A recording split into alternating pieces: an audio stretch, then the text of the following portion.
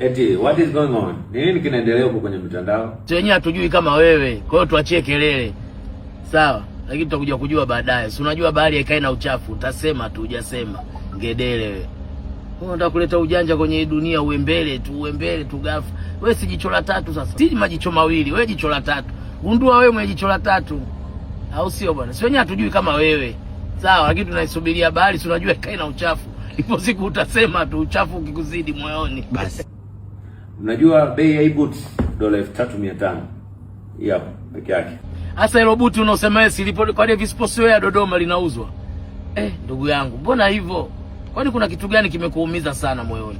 Hilo buti unaolinadi liko kwa Davis Sportswear Dodoma zinauzwa kibao. Mdogo wangu kweli umechanganyikiwa safari hii. Yamekukuta mwaka umeuanza vibaya. Iko kiatu unachokinadi kiko kwa Davis Sportswear ndo kinauzwa Dodoma. Kila pete niliyovaa hapa ni $15,000. Alafu hii saa mnayoona nimevaa hapa mkononi ni saa ambayo inaweza ikakulipia wewe. Siwezemani. Bahari ikai na uchafu, ipo siku utasema tu magari yalikuwa ya nani, mtu Fudenki. Shamba sababu si hizi hadi zinakatika hizi. Hizi hapa zinakatika hizi. Tunazo hazina dili yoyote. Hiyo asi mbona tuseme. Yaani unatuigia si maisha tulioanza nayo kwenye mifumo. Saa milioni 50, saa zote tushavuaga si tu.